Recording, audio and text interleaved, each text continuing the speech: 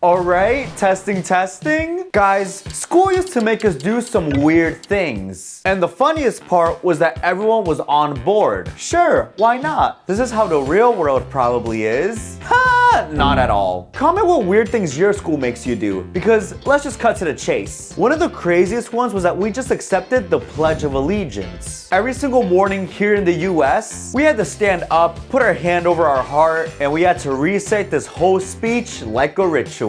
You're like 7 years old. You barely know your times tables. But everyone just went along with it because it was completely normal. I don't even know what allegiance means. I don't think I've ever used that word in the real world. Oh, and the second it got to indivisible, that was game over for us. The whole class would turn into a mumble rap concert.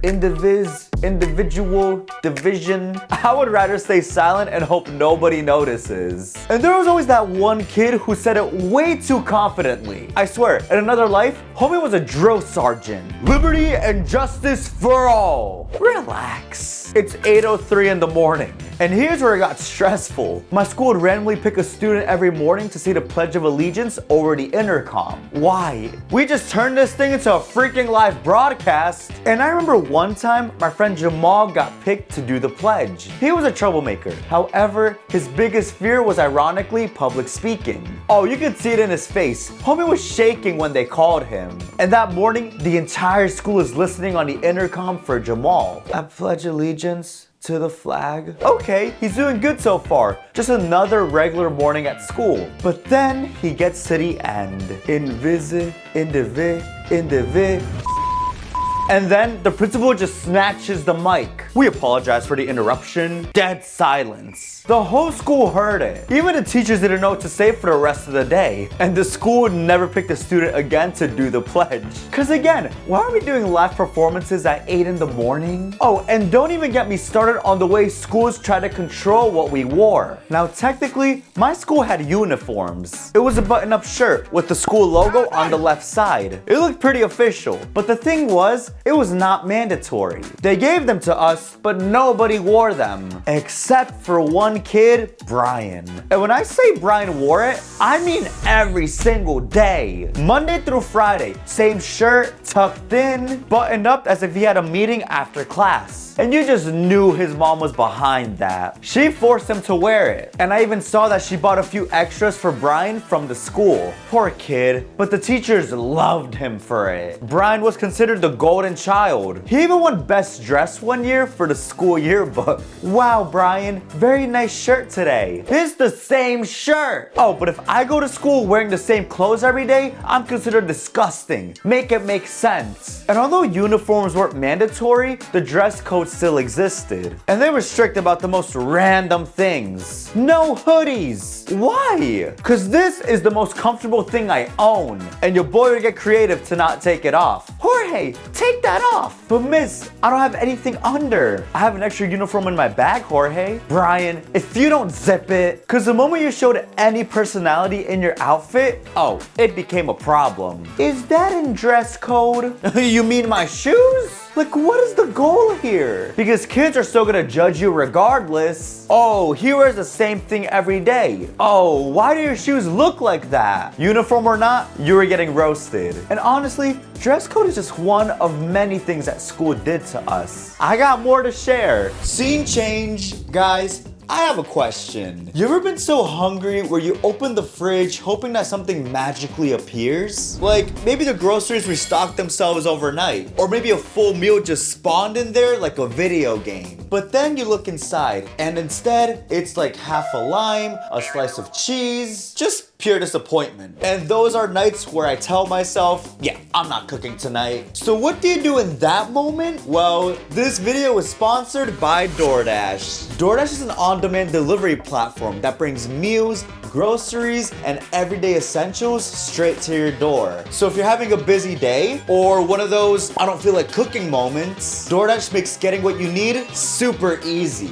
A fun fact, I've actually been using DoorDash for years now. As a creator, I'm constantly filming and working late. So having things delivered through DoorDash has been a huge help, especially when I need a meal or everyday essentials. And if you want to save even more, there's DashPass membership, which gives you $0 delivery fees. fees and reduce service fees on eligible orders. Yeah, DoorDash is your door to more. So download the DoorDash app, scan the QR code on screen, or check the link in the description to learn more. Scan it! Scan it! Thanks again to DoorDash for sponsoring this video. And now, let's change scenes again. Now this one made absolutely no sense. Bathroom passes. Why did schools make going to the bathroom feel as if you were checking out a library book? Cause you couldn't just get up and go. Oh, no. You had to raise your hand, ask for permission, wait for the teacher to acknowledge you, and then you get handed something. The bathroom pass. And it was never a normal pass either. It was always the most random objects imaginable. I'm talking a wooden block, a giant key, a clipboard. My old music teacher would use a drumstick. What the? Oh, and these things would gross me out too, because I would wonder how many other kids would handle these things. And you already know everyone is staring at you too, because the bigger the object, the more embarrassing it was. You're just walking through the hallway like a side quest character. Jorge, are you making music? Bro, I just need to use the bathroom. And the teacher was on it for you to bring it back. But my real question is, who is stealing these bathroom passes? Could you imagine? Yep, Miss Swift's bathroom pass.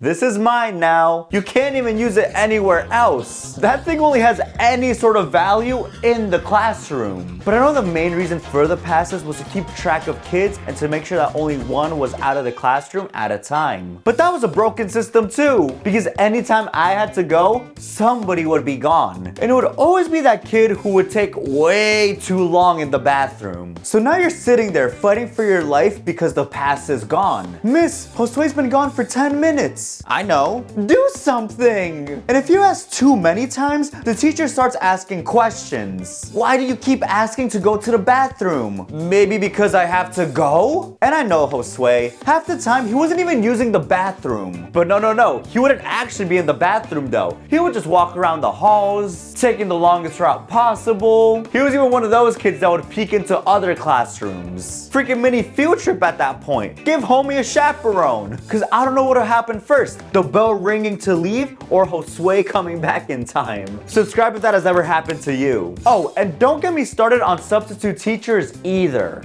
So that's how it's gonna be. Oh, I feel like I'm an expert on subs at this point, because I've made countless videos on them throughout the years. Wow, I said years. I feel like an unk. Because although I've talked a lot about them, I feel like there was a very specific kind of substitute teacher that I've yet to talk about. And that's the sub that slowly gives up. Let me explain, guys. This one time, we had a sub for science that took things a little too seriously. He had a clipboard in hand, taking attendance with an attitude. All right, class, your teacher left me instructions. Oh yeah, homie came in with a plan. You could tell they were ready to control the room. But the class? Oh, we were ready too. Because the moment the sub turns around to write something on the board, somebody's talking, another person's out of their seat, and one kid is even testing them. Mister, the teacher lets us sit wherever we want.